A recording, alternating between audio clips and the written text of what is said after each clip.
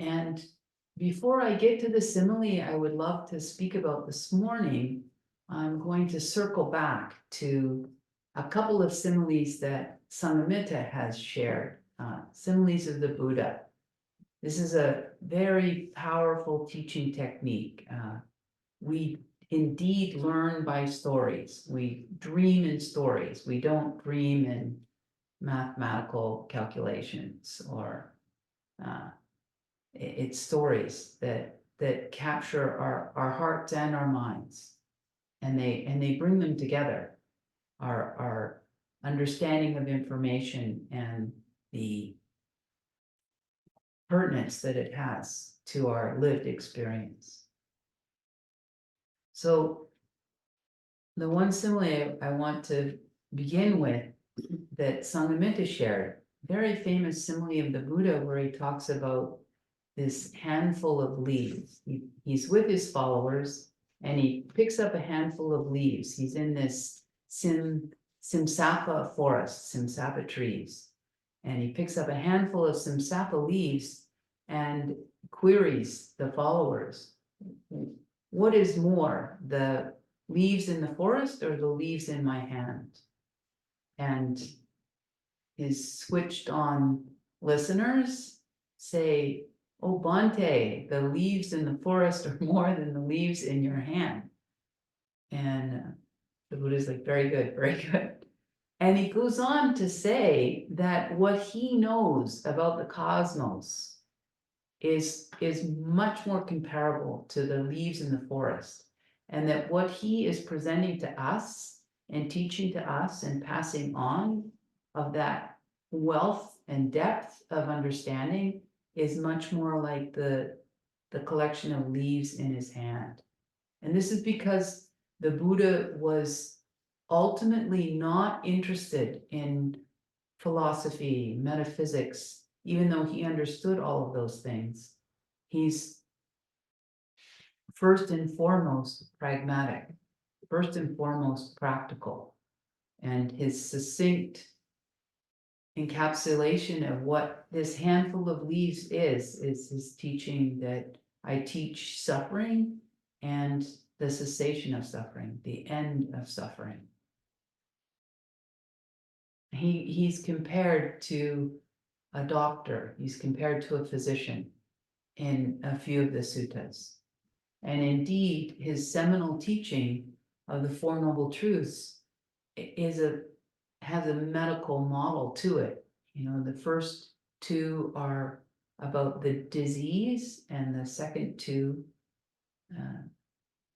the third noble truth and the fourth noble truth, are about the treatment plan, the prognosis and the cure.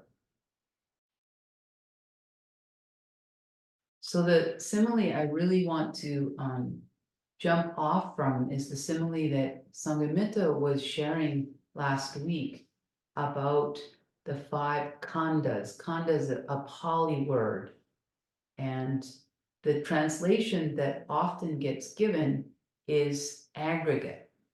And I don't know about you, I didn't know this word before I started reading the Buddhist suttas, because I am not, a cement maker or a construction worker. So the word aggregate just simply means like pile, like a heap, like a pulled together, assembled collection. And it's cool, that he uses this word, because even the aggregate you're talking about inherently in this word is also made up of all kinds of parts.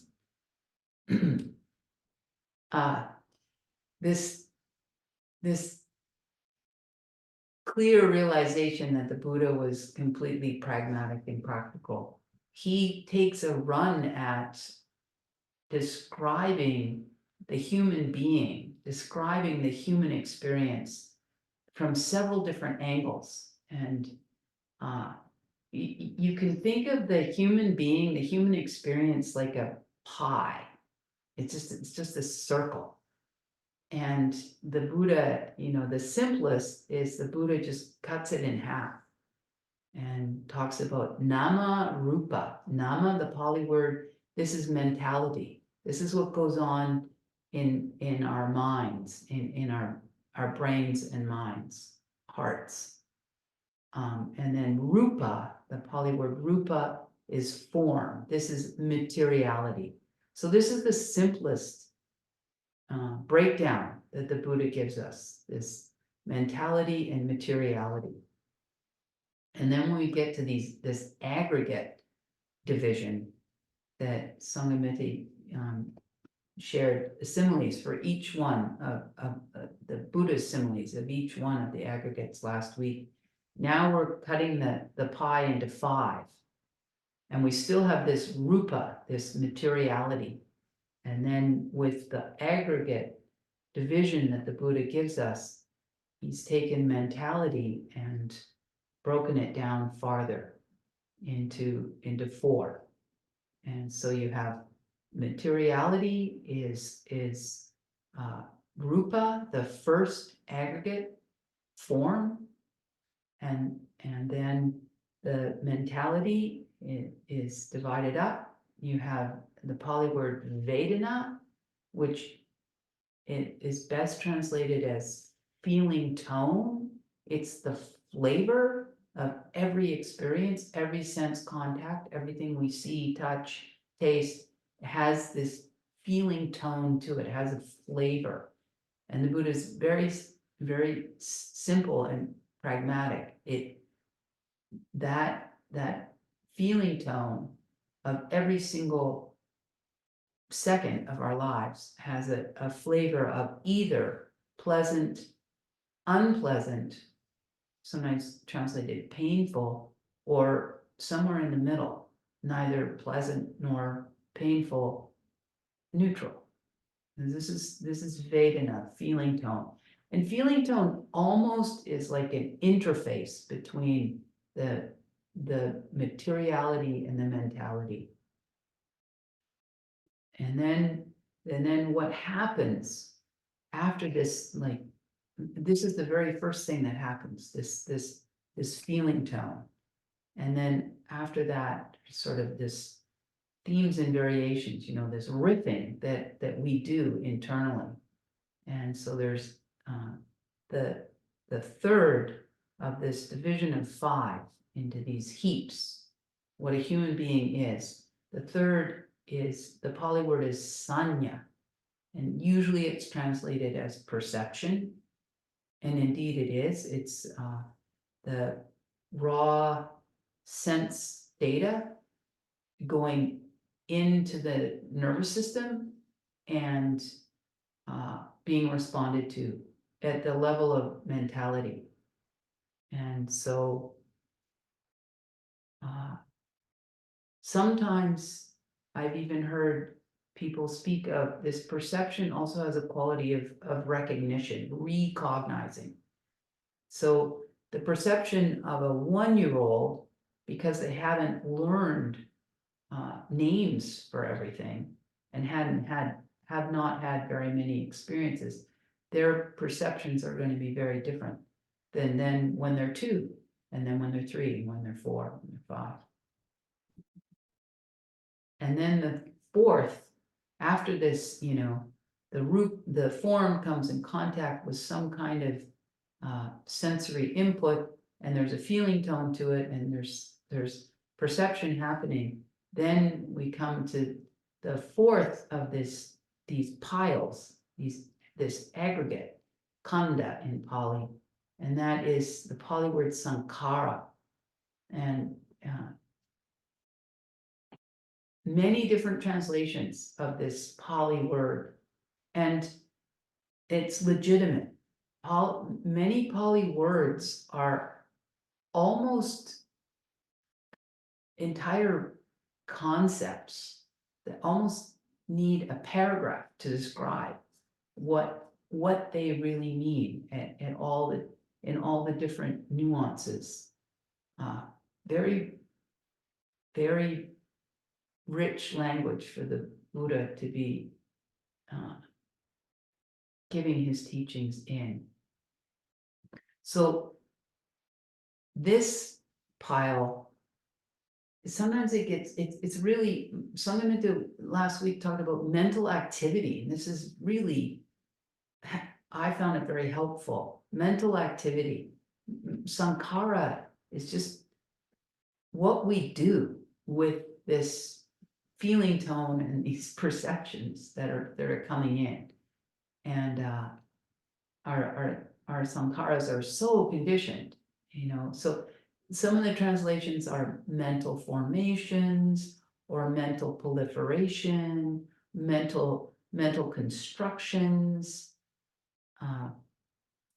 Sanghamitra was highlighting, and the simile that she read was highlighting the intentionality part of these sankharas. So sometimes it gets translated as volition.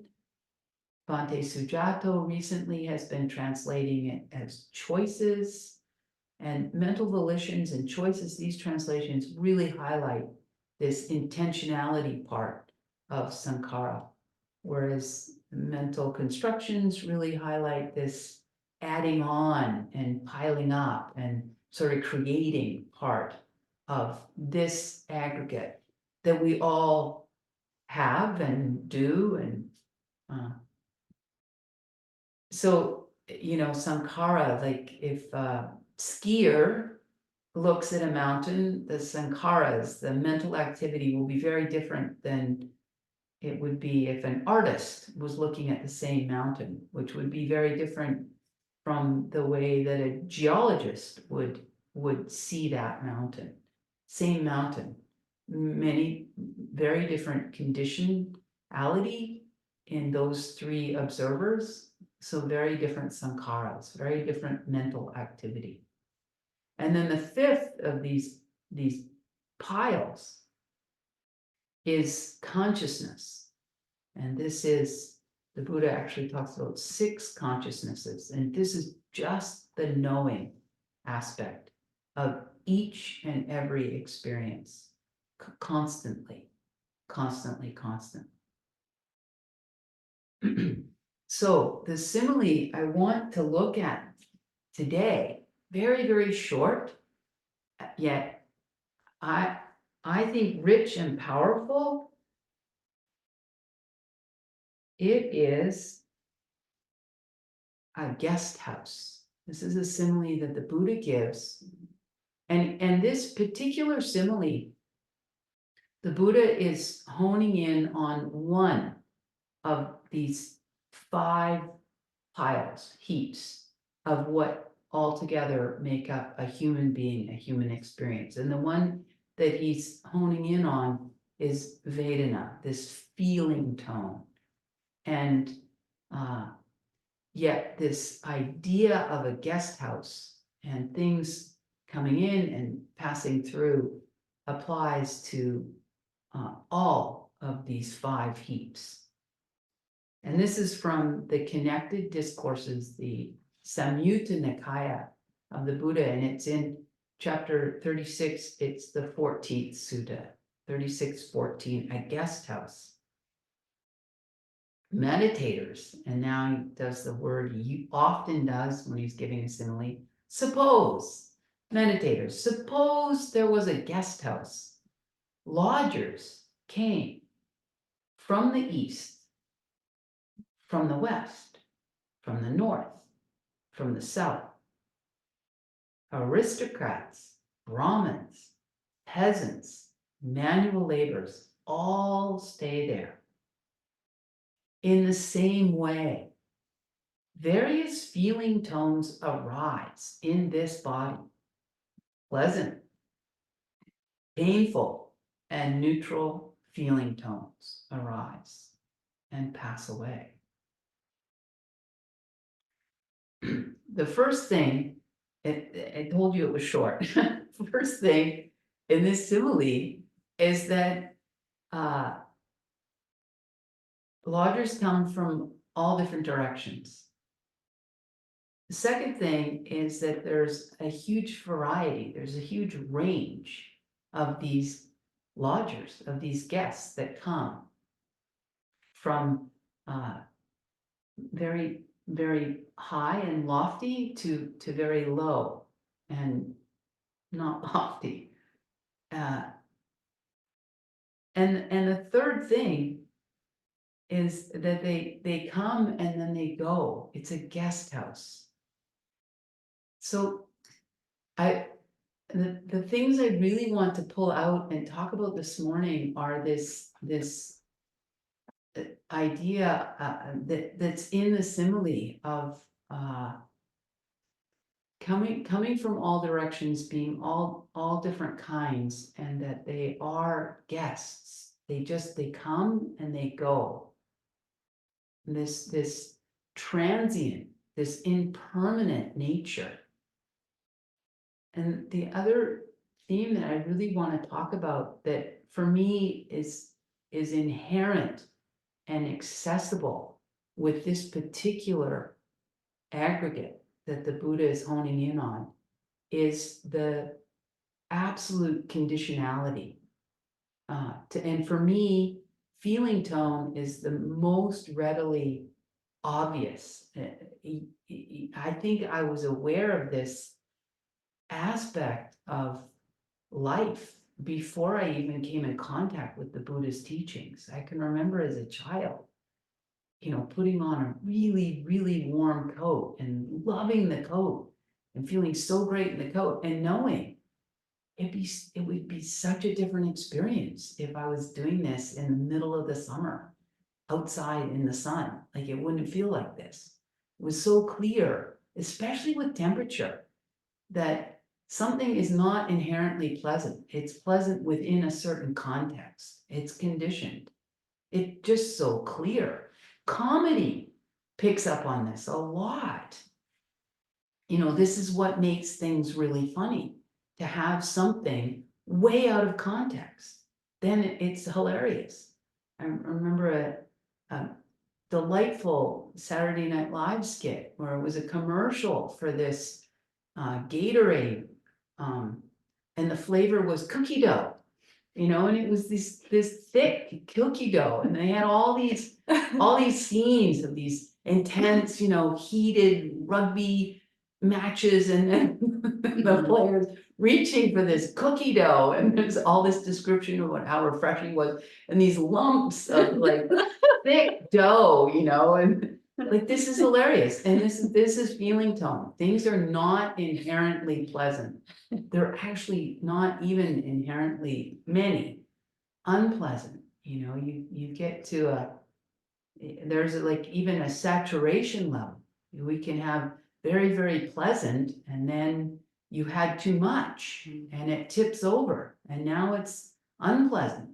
You think about, I was an avid coffee drinker, there's almost nothing like that smell of coffee in the morning and then that first sip. But think if the instructions were you're going to have 12 cups of coffee, by the end it would not have that pleasure delivering capacity. That's not what would be happening. So it's just so obvious.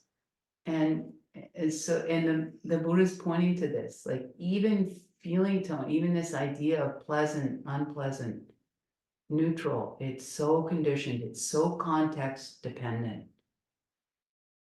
And it's true of the other aggregates. And this is what's so delicious, delightful, freeing when you start to really see it.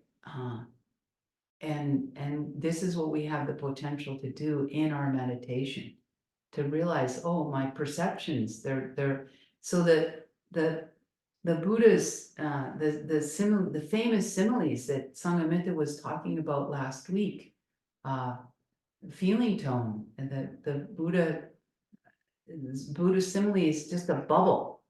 It's that insubstantial and that unreliable and that unsolid, that transient. And then the simile the Buddha gives for perception is it's a mirage.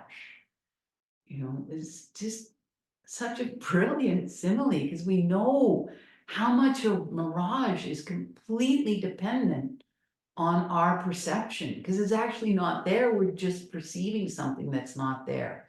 That's how unreliable and insubstantial and transient our perceptions are. And I mean, I was thinking about this and thinking of examples, perception, what really takes advantage of this quality of perception is the whole fashion industry.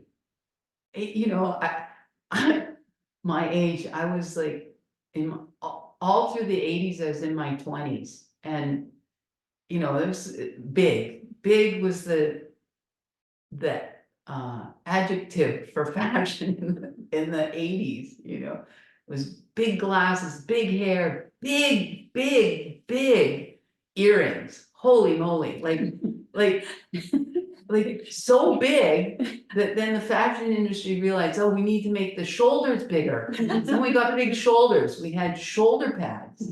You know, I look at, and I'm not the only one. We all can look at pictures of ourselves when the fashions were so different than they are currently. And I'm sure you've had that expression come into your mind. What was I thinking? You know, like it's astounding what the fashion industry does with our perception and how they condition it. So, you know, the glasses, they go from this to this and then back to this. Why? So we keep buying more. I mean, it's quite not good actually when you start to realize. I mean that, and the waist of the pants go up and then they go down, you know, and the legs of the pants, they go out and then they come back in. And I believe it, you know, my perceptions get conditioned to that looks cool. But then fast forward 20 years, that looks so uncool. Because there's nothing cool or uncool about it. My perceptions are being conditioned and played with.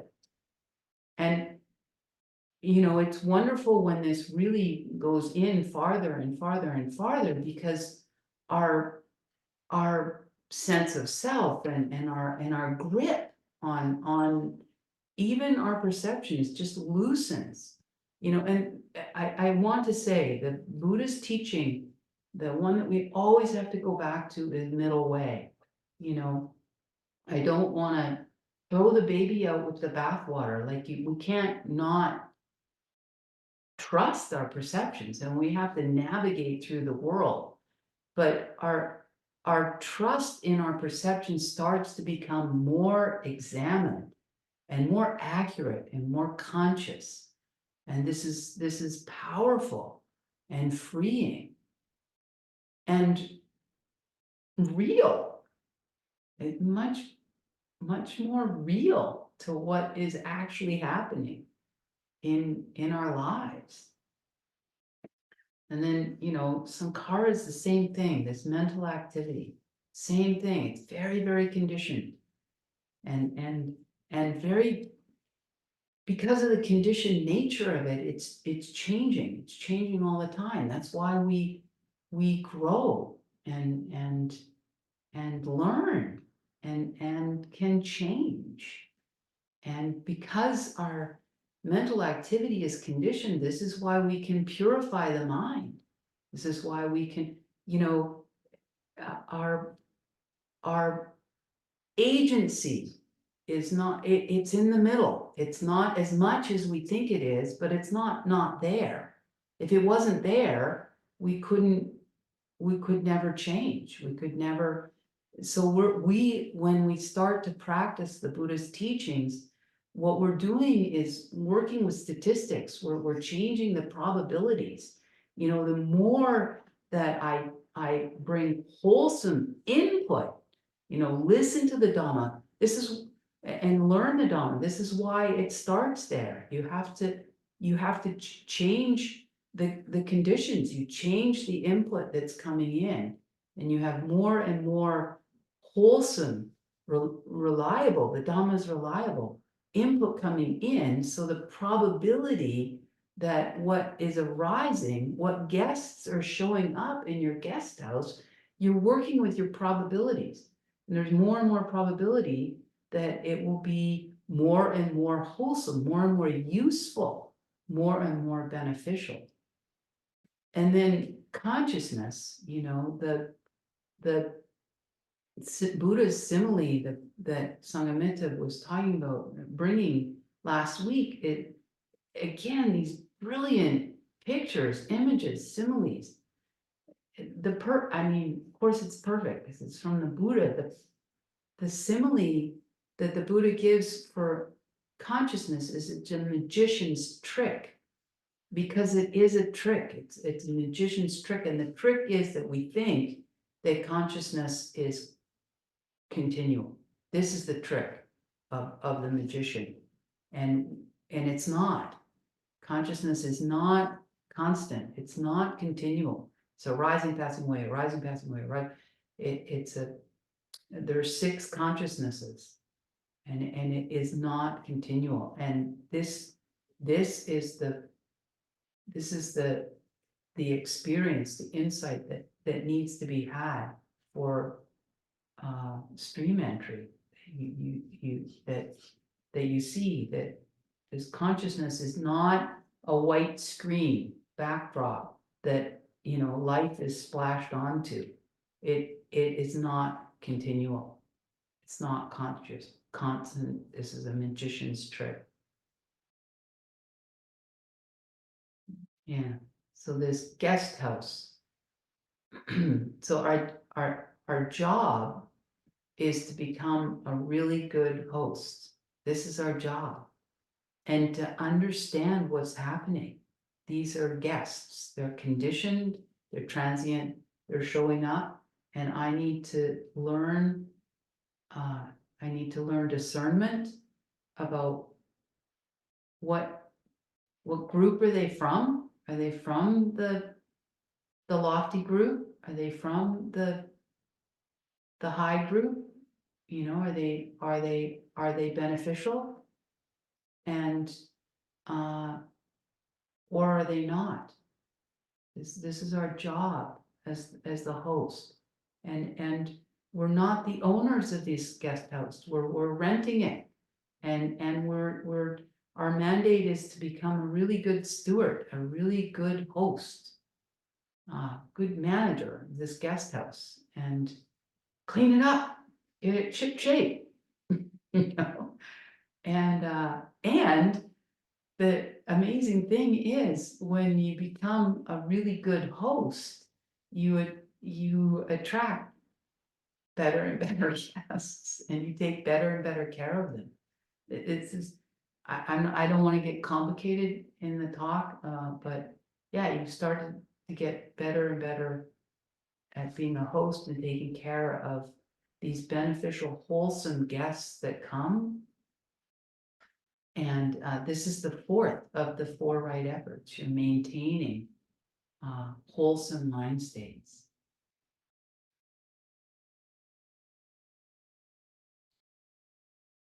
Meditators, suppose there was a guest house. Lodgers came from the east, west, north, and south, all kinds of different lodgers, aristocrats, Brahmins, peasants, and manual laborers, all come to visit, stay there. In the same way, various feeling tones arise in the body, pleasant, painful, and neutral feeling tones. And it's our job to become a good host and to understand who it is that's visiting, understand the impermanence of it all, the conditioned nature of it all, and the non-self nature of it all, that we're not in control as much as we think we are, but we have some control, we have some input. I'll end this morning with a poem from a different spiritual tradition, from Sufi. And this poem is by Rumi. I won't read the entire poem. I'm going to stop for the last stanza. And what I'm reading is a translation by Coleman Barks. And the name of this poem is guest house. This being human is a guest house.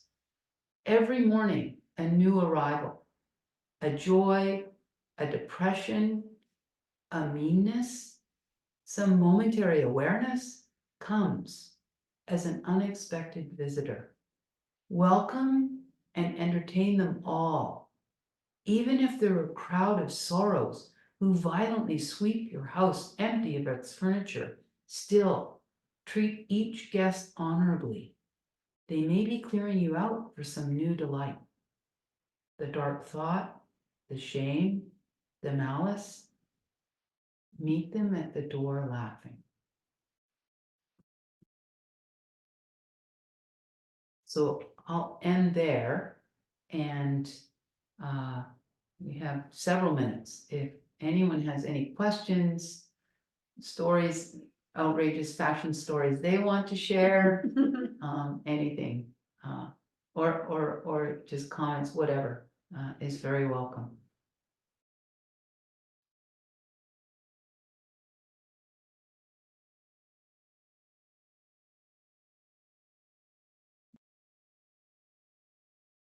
I had another thought too around the variety of guests coming. High and low, yes, because you do want to discriminate between what's beneficial and unbeneficial for sure. But also those 4 categories in Indian society covered pretty much all the possibilities of what one might do in life. And today we're less stratified, but we each of us encounter moments when we're in a spiritual setting, moments when we're potentially in a very aggressive or warrior-like setting, or maybe I'm trying to manage it. That's more like going into a corporate, the aristocratic part of it. And then settings where you have to do some manual labor or some selling, some merchant type work, and moments when you have to clean the toilet. So the Vedna that arise with each of those moments, you can expect to encounter many kinds of Vedna associated with many kinds of activities. Just a thought. Totally.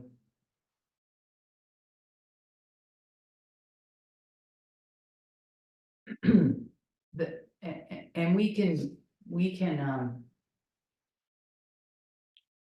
can work with and play with our perceptions that are rising, and our mental activity that's arising.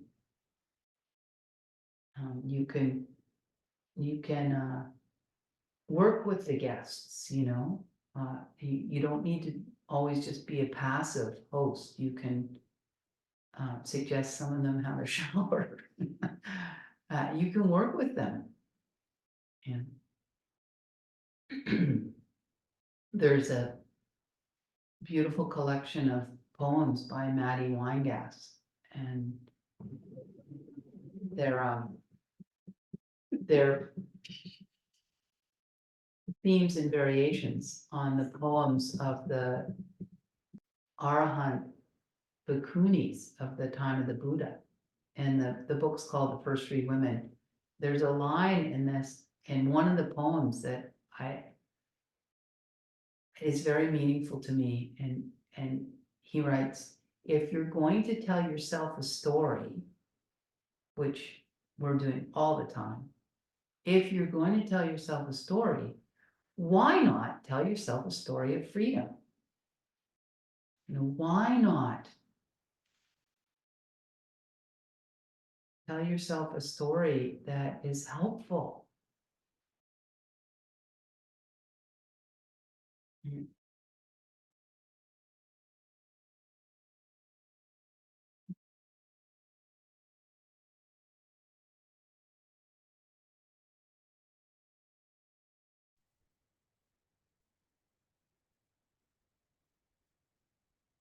You mentioned that there are 6 consciousness.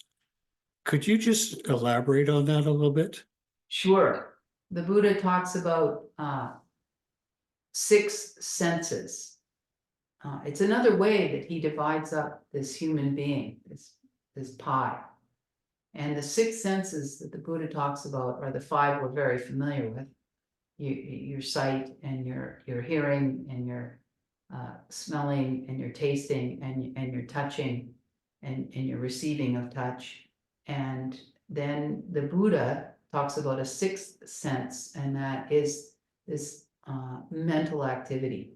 And the sensory data for the mental activity is thought, ideas, concepts, memories, things that arise in the mind. And these are the six senses. And each one has its own consciousness. There's eye consciousness, ear consciousness, nose consciousness, tongue consciousness, tactile body consciousness, and mental consciousness, the mind. So do we lose all those consciousness when we pass on? Yes, yes.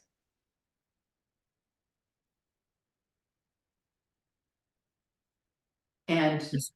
what sort of leans forward is our craving for existence, and jumps into a new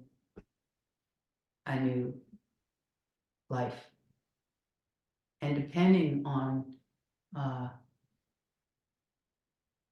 our wisdom, and what we crave will determine what that life will be. Yeah, I mean, that's our craving, our habit energies.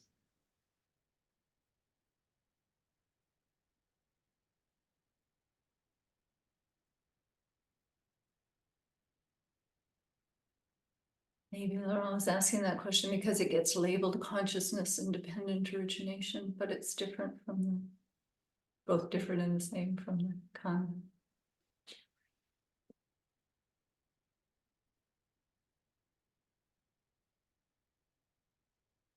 Does that answer your question, Jeffrey? Yes, and I'm just wondering, is there a greater consciousness? Well, no, No. Okay. absolutely not. There's nothing outside of, okay. From what I understand of what I'm reading of the Buddha's teachings, there's not this collective consciousness. Consciousness is, everything is a continuum, a spectrum. So like trees have a certain amount of consciousness. And then the Buddha talks about sentient beings, that have more volition. But there's not this like atmospheric consciousness, like ground of all beings or collective consciousness.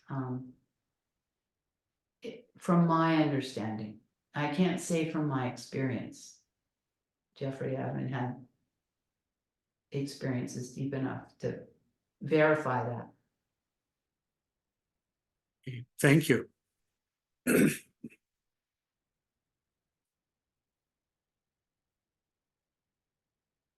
But yeah, I mean, consciousness is just one of the aggregates. It's sort of the same as, like, it's interesting, we never think about like this cosmic rupa. There's not a cosmic vijnana either.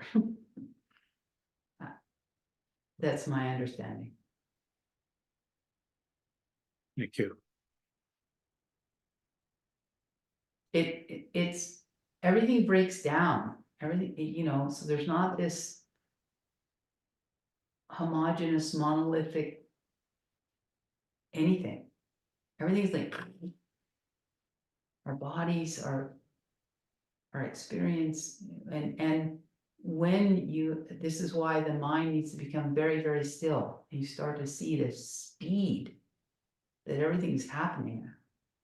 We can't see it with our regular mindfulness. It's not strong enough.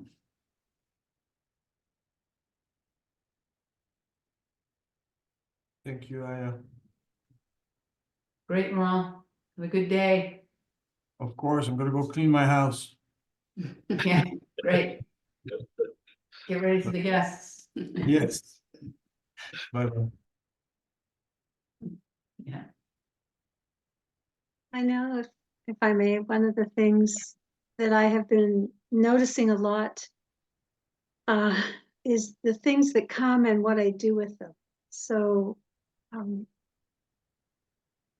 and also where they come from. I'm gonna admit something I'm embarrassed about, but I have got myself a little caught up in watching Yellowstone, which is a dangerous thing to watch.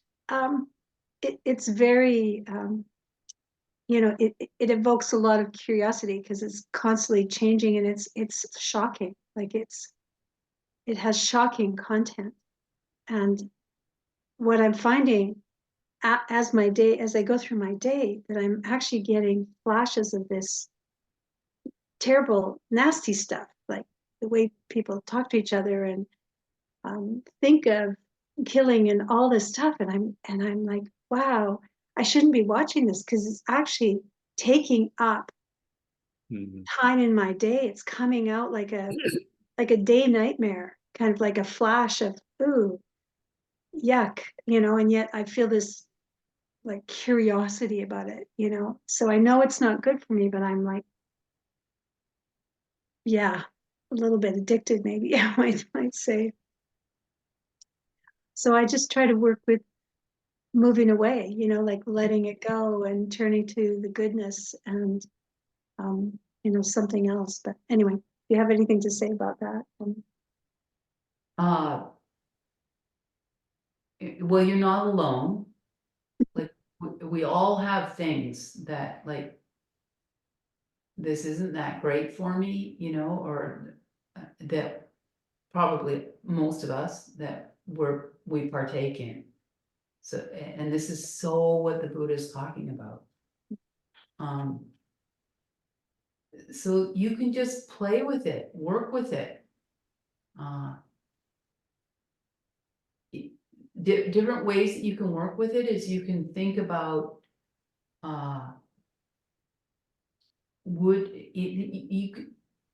you can try and think about being just your own very, very, very, very best friend, best wise friend. And then would that wise friend want you to be partaking? Mhm. And the other thing is you can use it as a learning, like, whoa, this is so what the Buddha is talking about. What, garbage in, garbage out. That, like, there's no way around it. This is where you need to, as much as possible, we make it easier for ourselves if we stay away from really coarse things that because they affect our consciousness, they affect our minds. But that being said, you have this craving now that you have to figure out. And I will say, for more coarse things, you will have to go through a period of just being with the unpleasantness of the craving. And what you might try to do is figure out something that meets the need of the curiosity. And so, Beth, my meditation teacher, talks about this, like trying to replace movies and with books, so if if you could get interested in a really like wonderfully written book that has some of these qualities, you know, of like maybe even a science fiction book, like there's a writer, oh, what's his name? He's Buddhist, he's written some great, like great work. He, okay, if you just write down this title, then you'll get the name of the author, and then you can get, it's a 3-part series, I think, it's very good. So he wrote, Ministry for the Future. Do you know who wrote Ministry for the Future, Lloyd Paula?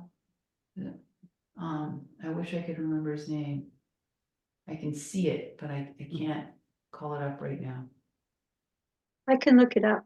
Yeah, but, that, I think you're gonna have to do 2 things. You're gonna have to replace it with something less coarse, but that it's meeting some of your needs, and you're gonna have to go through the discomfort of the unpleasantness of the craving. But, and it's your decision, but if you're gonna be your own really good friend, you wanna get off of Yellowstone, you really do. I'll just be direct. You know, for me, it was wine that was like really hard for me to stop drinking. And I had people tell me a couple of things that were really helpful. One was, and so that I consider this person a really important spiritual friend. He said, oh, go ahead, you know, but every time you reach for the glass, just say to yourself, I am reaching for delusion. And it, you know, he was really direct. And I was the same as you, like starting to see like, this doesn't make sense. I can remember coming home from work Friday night, and you know, it was late in the work week, and anyway, I hadn't meditated in the morning. So it's like, well, I'll do my meditation and then I'll have my wine. And it was like, something's wrong with the picture, you know? I'm trying to clear my mind so I can really cloud it up. Anyway, I really want to encourage you, even if you have to wean off, get off that thing. And understand, have tons of compassion, understand it's designed to get you hooked. It gets so insidious what's happening, where it's just like a constant drip of YouTube and Netflix, and the world, we're addicted to ours. Yesterday, as I was walking, I saw this guy, I haven't seen this yet, riding his bike, like not like he got a text, riding his bike on his phone. It was just like, whoa. Anyway, we're way at time. Quickly add something. Yeah, please. Pam, I just want to add to another sort of skillful means to what Ayya's been sharing. And the Buddha talks about looking at the, you know, the pleasure of something, and then looking at the danger, and then the escape. And so, you know, you can, you know, I don't know, I have no idea what this Yellowstone is, but you could, you know, look at, yeah, what's the pleasure that it's giving to me? What are the benefits that it's giving to me? But then you want to look at what is the danger? And you've talked about that, about how it intrudes in your day, but you really want to focus on that so that it becomes like you feel like a hot coal in your hand. And then it doesn't take any effort to let it go, because if you got a burning coal in your hand, like yow, you let it go. So it's really bringing to mind, you know, the danger. Mhm. Thank you. Thank you. And we're on week 5. Okay, we're on May 31st. Okay, so we get to do our 5th week guided meditation on letting go. Pam and all of us. She's just been honest. Breathing in, I see the need I have to control my life.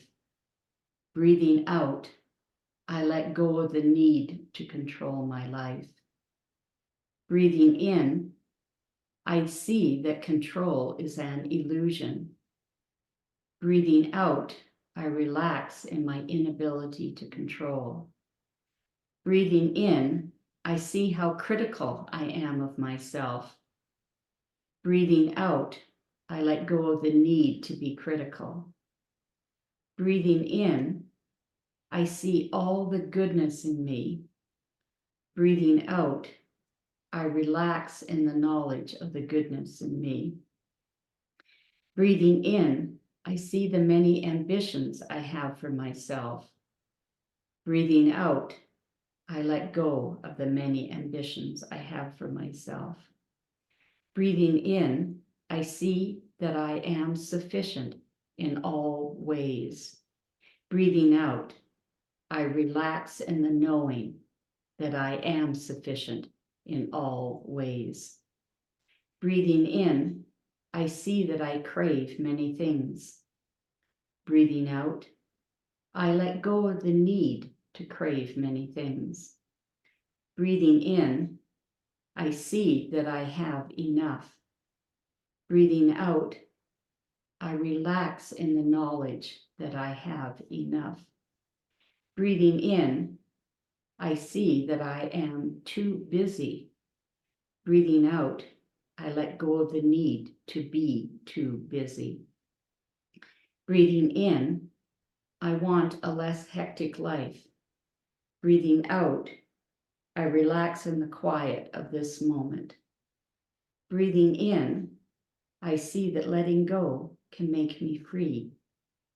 Breathing out, I am free. Breathing in, I see that by being free, I can be happy. Breathing out, I am happy. May the merit of our practice be shared with all sentient beings, named and unnamed. Least, Blair, Mudita, Ryan, Iman.